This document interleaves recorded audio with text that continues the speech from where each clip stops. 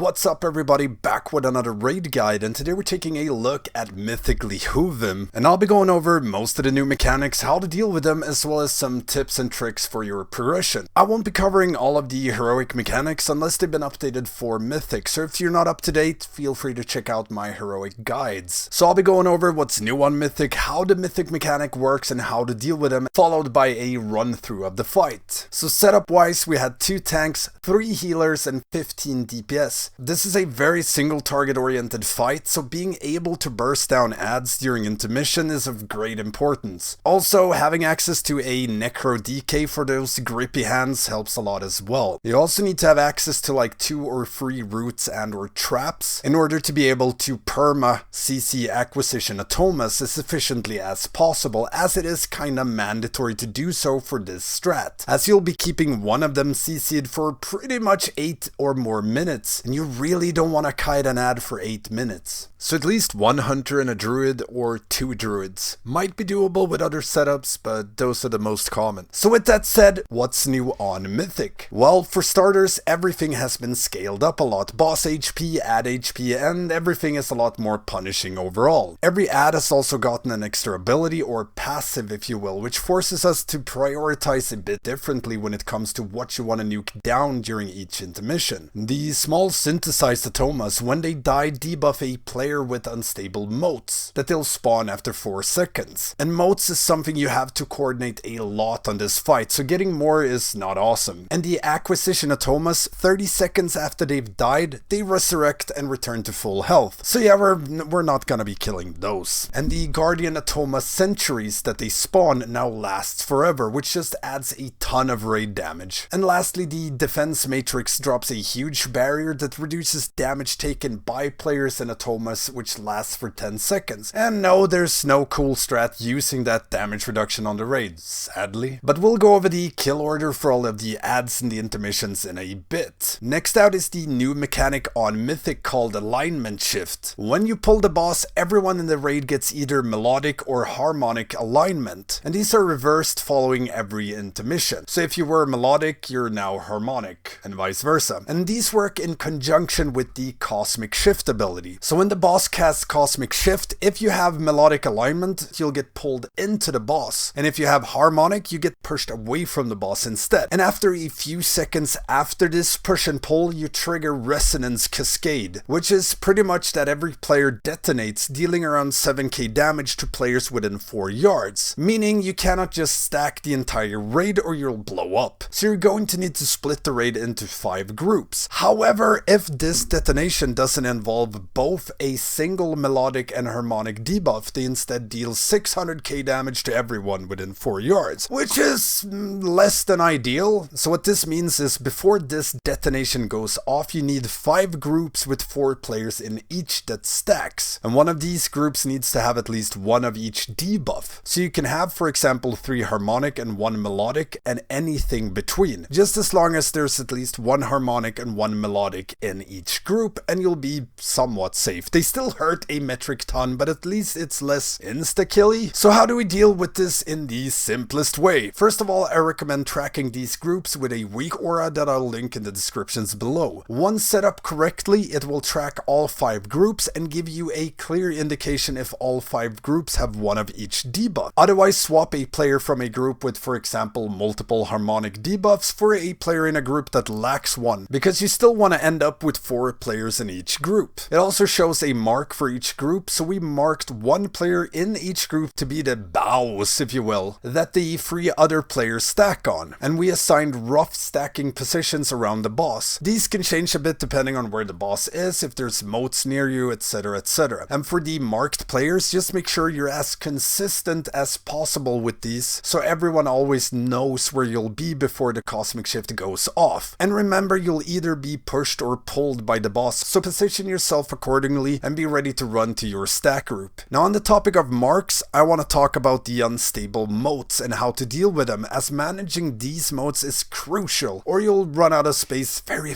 fast. Now when the boss casts unstable motes, it will always target everyone in the raid except tanks, so you'll get 18 motes in total. Now there's a few ways to deal with this, but the one we ended up using is the one I recommend the most. It might take a few pulls to learn it, but once you have it, it makes everything so much easier. So what we did was assign 2 groups of 8 players to drop their motes in a fancy flower pattern, and the remaining 2 motes we assigned to drop in the land of far, far away from everything else. And here's where the marks come into play again. So we had the triangle and diamond marked players from the Mythic mechanic each be the center of these 2 mote groups. So these 2 marked players would always stand in position prior to the unstable motes going out, so that the rest of the group knew where they were, and once the unstable motes go out, each group runs out to their marked player and gather around, forming this oh so pretty pattern.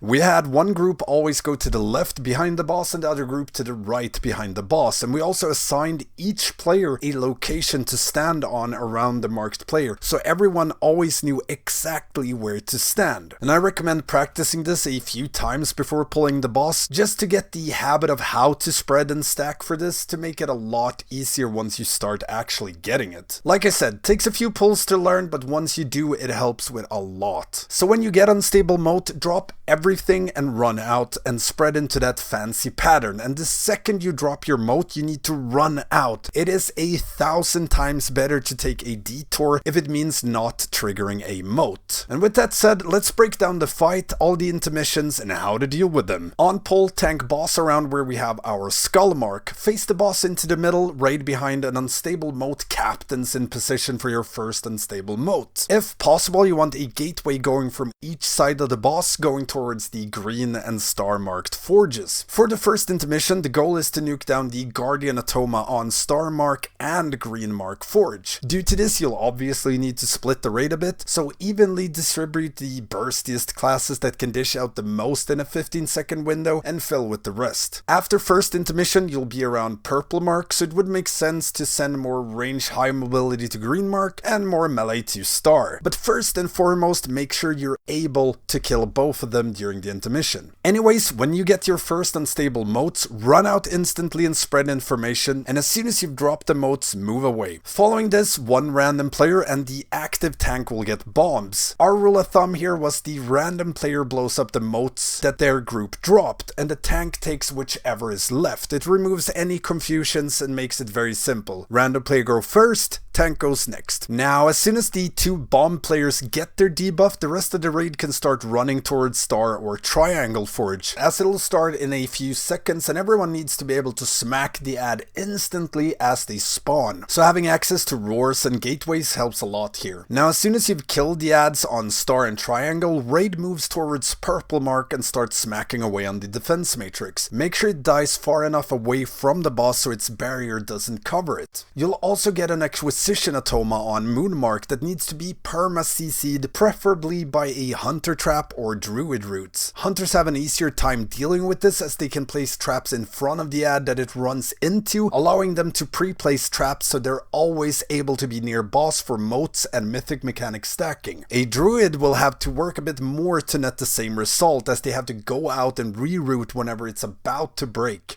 By using Mass Entangle and the Conduit Born of the Wilds, you get it down to around 24 seconds, so for this ad on Moon, our Druid let it run out a little bit until it reached the inner circle of the forge and then mass rooted it. Then you'll be alternating single roots and mass roots depending on what's going on in the fight. Sometimes the root might have like 15 seconds left on it, but you'll get Motes or the Mythic Mechanic in about 10 seconds. Well, then you'll need to refresh it before so it doesn't break during. And sometimes you'll be very far away from moons, you might need to save movement abilities for that or get a priest grip to get back in time for X or Y mechanic. We did all of our CC with druids, so it is very doable, but like I said, hunters might have an easier time. So yeah, keep acquisition Atoma perma rooted, nuke down defense matrix, then start smacking away on boss. When boss goes active, drag it back closer to the green marked forge, face boss towards middle, raid behind, and mote captains in position. Following your next unstable mote, you'll get your first mythic mechanic. So make sure all 5 marked players are in position for the cosmic shift, deal with the push and pull effect, and then stack up in your group. Use personal cooldowns if needed or if you're low, it does hurt a lot. Following this, you'll get your first tank combo resonance. If possible, have one tank solo all 3 smashes with heavy cooldowns, as there's nothing else that really hurts tanks, and by soloing it, you make sure the boss stays still during this, which can save those pesky pesky melees. And following this, there's one more cosmic shift, one more tank combo, and then it's time for second intermission. Now, for this intermission, you'll kill the Guardian Automa on triangle mark, and after that, you'll have one defense matrix and 2 packs of degen Automas to deal with, which pretty much means one big swarm of Automas. So as soon as you're done with the Automa on triangle, the raid should instantly run or gateway into the center of the room next to the boss. It's very important that no one touches the small degen Automas at all. No dots, no nothing, no pad, no.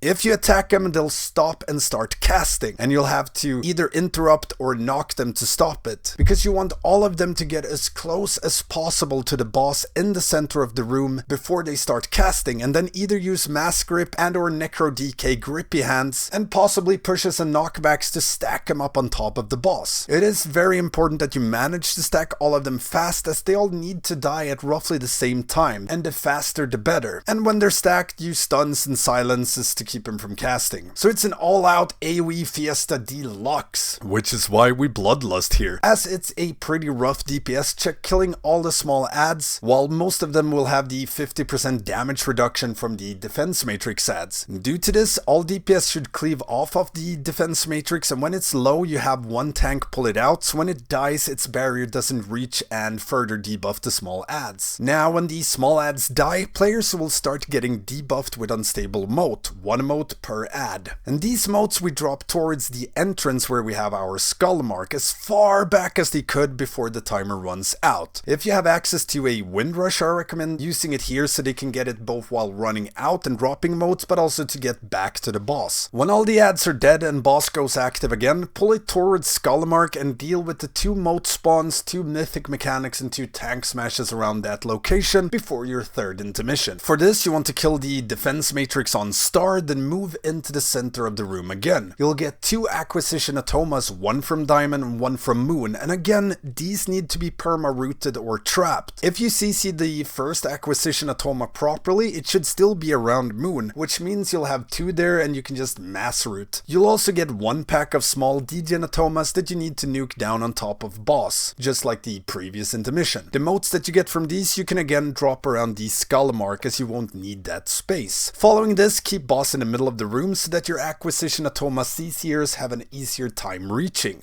Deal with 2 sets of each mechanic, mote bomb, cosmic shift, and then move boss and raid towards the diamond mark directly after the second cosmic shift and mythic mechanic. And make sure to move the tank smashes away a bit. Keep in mind that you'll have a CC to add around the purple mark, so keep your trigger fingers in check and go around and away from it if you have anything like rushing Jade Wind or Immo Aura up to avoid breaking the CC. Nuke down the degen Automa on diamond mark, then after intermission you'll get 1 more acquisition Automa to CC from star, which can be CC'd together with the one on diamond, and you'll get 2 guardian Automas. Stack these up under boss again, nuke down the guardian Automas, and keep nuking them down even if the boss spawns, as you want to avoid getting too many centuries from them. Stay in the middle, deal with the rest of the mechanics, keep ad CC'd, and nuke away. Kill boss before next intermission. Easy peasy. But yeah, that's pretty much it. This might sound super complex, but it really isn't. As soon as the dance